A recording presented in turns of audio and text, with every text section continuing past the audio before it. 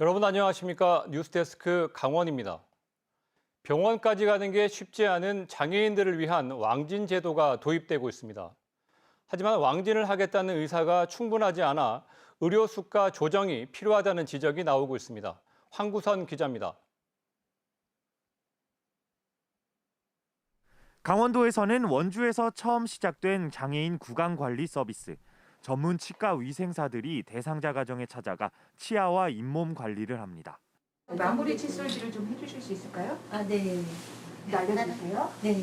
마무리 칫솔질은 들여다보고 하는 거니까 한 3분, 2분도 안 걸려요. 정부나 지자체 사업이 아닌 소수의 치과 위생사들의 재능 기부로 운영되고 있습니다. 현장에 오지 않으면 알 수가 없어요.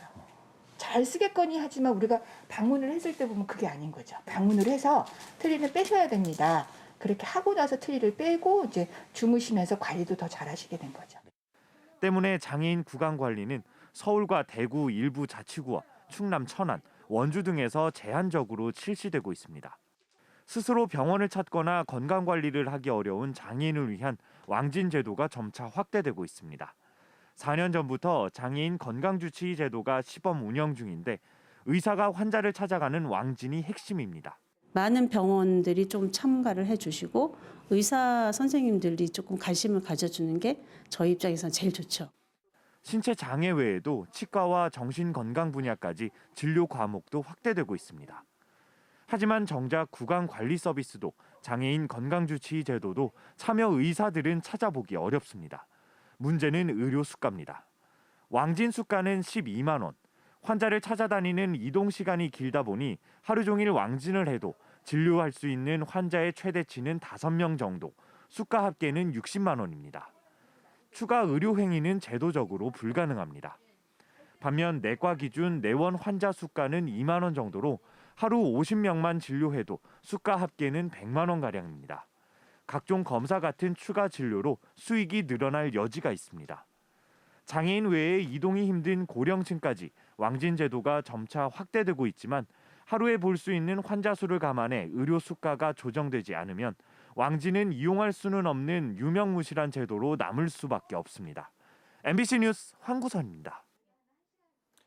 지난 10일에 이어 오늘도 도내에서 1000명대의 코로나19 신규 확진자가 발생했습니다. 원주에서 272명이 신규 확진된 것을 비롯해 강릉 172, 춘천 141, 동해 93, 속초 85, 삼척 53명 등 오늘 오후 4시 기준 1003명의 신규 확진자가 나왔습니다. 도내 누적 확진자 수는 26,598명으로 늘었습니다.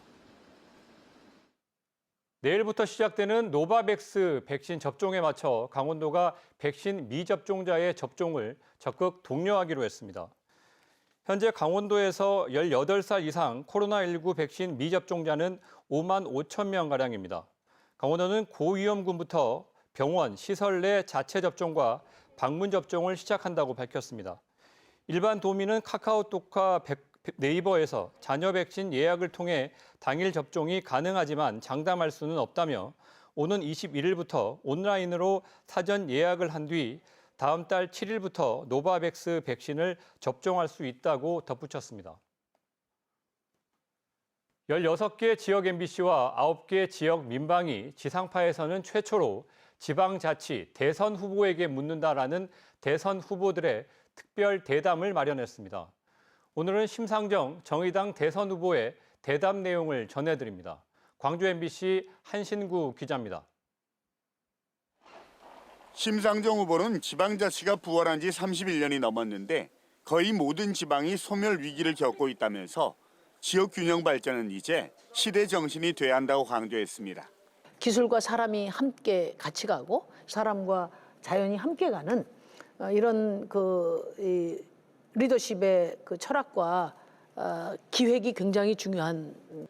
특히 주민 삶에 기초한 아래로부터의 국민 주권을 강화하는 한편 70년 성장 제일주의와 35년 양당 정치를 깨고 탈탄소와 녹색 대전환을 통해서 지방의 성장 엔진을 달아야 한다고 강조했습니다.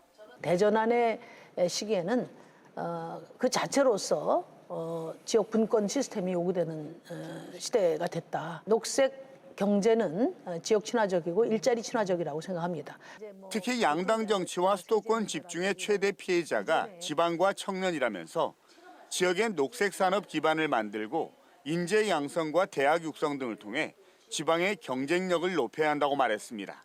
지역 거점 대학에 집중적으로 R&D 투자를 하고 거기서 양성 이론과 기술을 겸비한 그런 청년들이 지역의 녹색 전환을 주도할 수 있도록.